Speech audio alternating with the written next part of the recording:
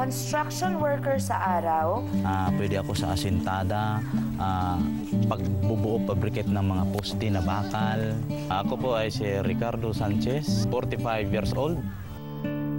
Masahista sa gabi.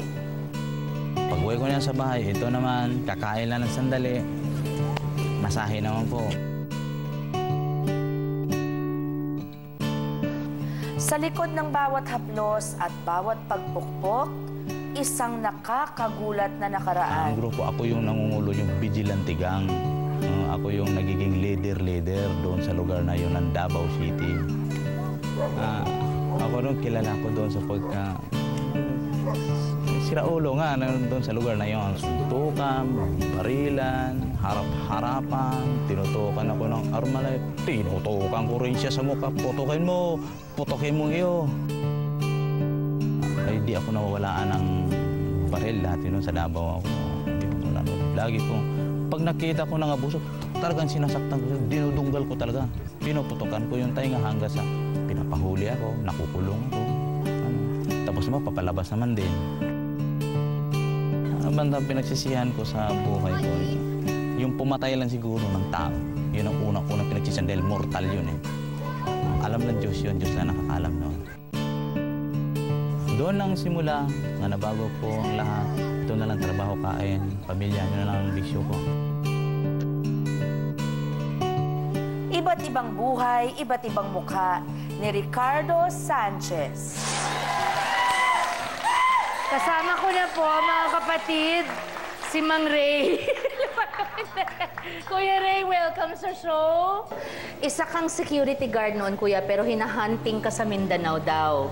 Dahil nga sa ikaw na nagkwento sa pagiging leader mo ng isang vigilante gang, di ba? Ano yung mga ginagawa nyo noon na nasabi mo na nakapatay ka na ng tao? Ano yung mga naging vigilante kayo at sino yung mga hinahunting ninyo para masaktan? Nung mga time na po, nagiging ako isang vigilante group noon. Galit ako doon sa mga taong nang aapi, yung mga ripis. Galit na galit po ako doon. Lalo pag bata, ano? Lalo po. Galit na galit ako doon. Doon ako, kaya naging ganun ako nang dahil doon sa napakarami pong naaapi. Na hindi pa nahuhuli. Hindi sila nahuli, nagtatago sila. Tapos hinahunting. Hinahunting din namin. Kuya Ray, kailan at paano dumating yung desisyon sa iyo na talikuran na ang buhay ng pagiging vigilante at magbago na? Paano dumating yun?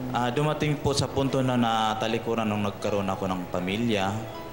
Si Mrs. Bing pala ay nandito. Hi! Hello, Ate po. Bing! Hello po. Yan, naikwento mo ba kay Ate Bing yung nakaraan mo nung nililigawan mo siya? Di pa kami boyfriend yan. Parang kaibigan pa lang kami. Kilala na ako doon. Alam mo na, Ate Opo, Bing. ma'am. So, okay lang sa'yo? Okay lang po kasi ang ano ko po baka dahil alam ko na yung pangyayari, baka po sa akin po siya magbabago. Kasi nanghihinayang po ako sa buhay po niya. Tama. Anong sinabi mo kay Kuya Ray para makaalis kayo sa Mindanao? At bakit? Ba't gusto mong umalis ng Mindanao noon? Ayoko po na ang mga anak ko na lumaki na walang ama. Dumating ang panahon po na napunta po ako dito ng Maynila, pumasok po ako ng katulong. Dumating ang punto na ang amo ko naghahanap po ng bantay ng lupa doon sa Bataan. Yun po ang way na kinuha ko po siya. Ang sabi ko sa kanya, una-una po ayaw po siyang sumama.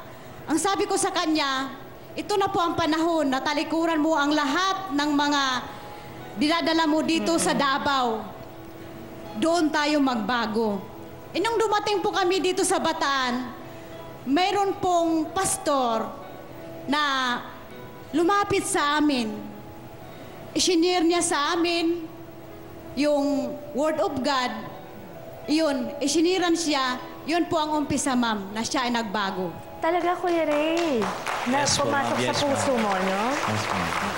Ngayon, si Kuya Ray ay isa ng construction worker sa araw, tapos sa gabi, masahista ka, Kuya. Yes po, ma'am. Okay. Itong pagiging masahista mo, nag-aral ka pa daw? Ito bang pagmamasahe o pag-construction ang inaral mo sa TESDA? Ngayon po, sa kasalukuyan, in situ ngayon ang kinuha ko sa TESDA. Painting po. Opo, Ng painting. mga building, ng Opo. mga... May nag-handle po doon ng mga TESDA po sa site namin. In situ po. Nakakatuwa naman. So talagang parang sunod-sunod naman yung biyaya sa iyo, no? Paano ka naman napasok sa pagmamasahe, Kuya?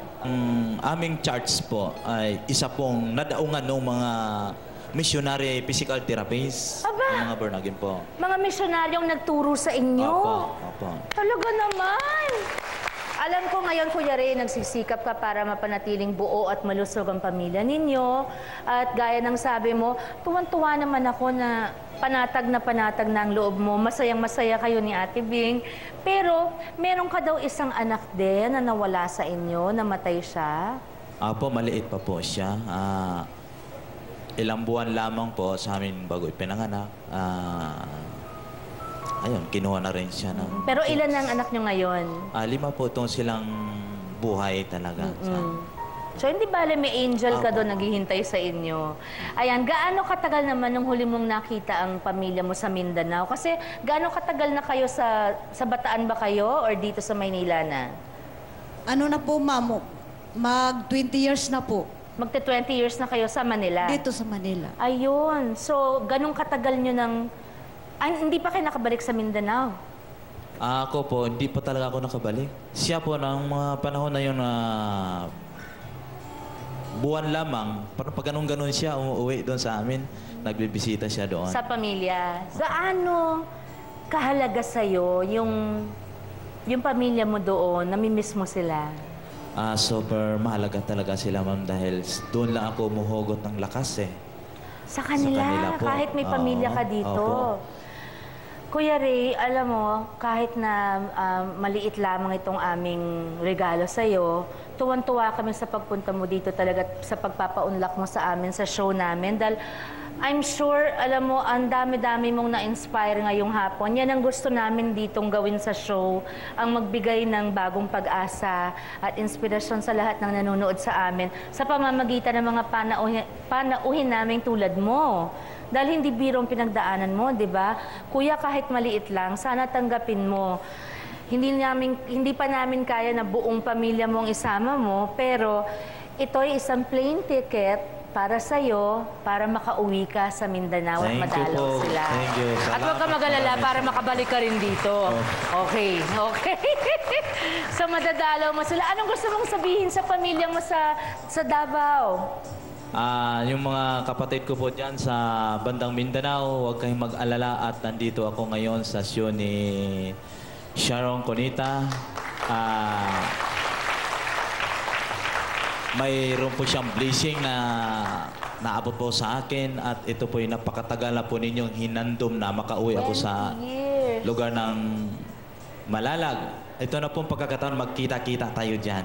Pupuntahan ko kayo dyan. Oo naman.